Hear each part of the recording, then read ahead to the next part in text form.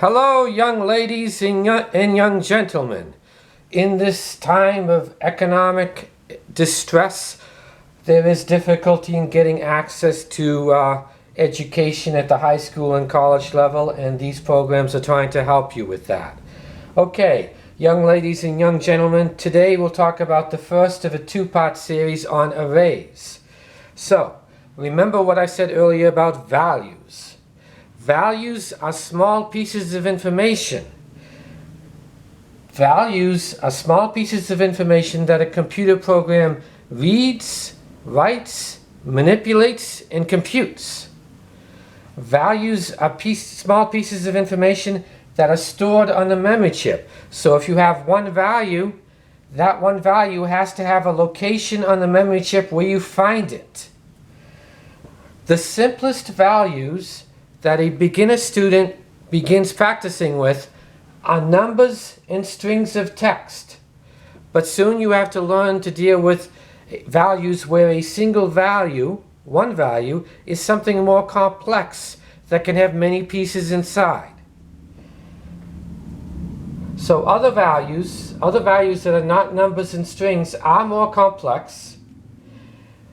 One single value can be what is called a complex data structure.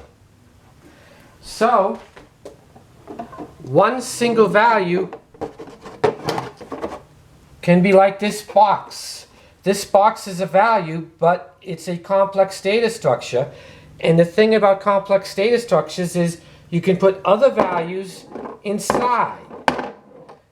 So a value can be sort of like a container. So the box is a value, and the box gives you access to where you can find other values.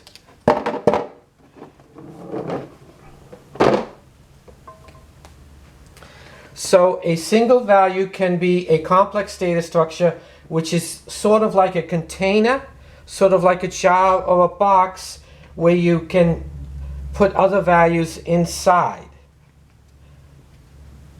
Now, remember, a complex data structure is a type of value that is different from numbers and strings. A complex data structure is like a box, and you put other values inside the box. That language is intuitively very useful for beginners in practicing with arrays and other complex data structures. But I will tell you later where the language is slightly imprecise, just slightly. Now, if you're a beginner student, the first kind of complex data structure you're going to run across is an array. So the simplest kind of complex data structure is an array.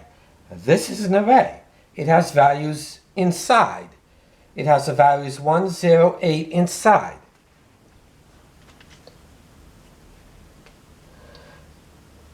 So when you see, as a beginner student, when you see a value that is more complicated than a number string for the first time, it's probably going to be an array during your beginner course in computer science. You will also see another type of value. You'll see this value is an array. You'll see another kind of a value that is a hash.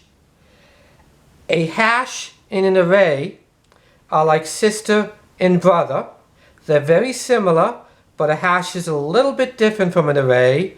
With an array, you access values by integer index 108.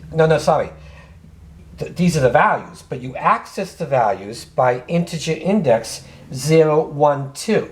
With an array, to get access to the values, you have to have integer index 012.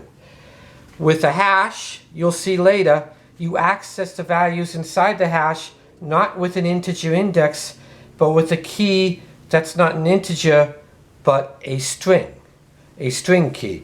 But hashes we will talk about at a later time. Just know that hashes are very similar to arrays, but a little bit different, and we'll talk about them at a later time.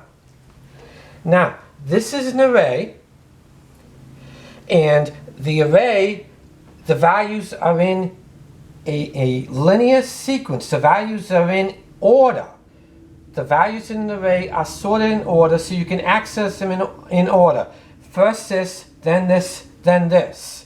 So In a piece of computer code that's a loop, I can go through a straightforward linear order. First this, then this, then this. There are some data structures that have values inside, but you can't run through them in a linear order. You'll understand more what that means when you run across other types of complex data structures. So A0 gives you access to the value 1. A1 points to or refers to the value 0.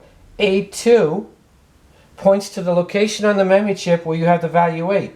So I use the integer index 0, 1, 2 to find where these values are. Okay, now we go to the second half.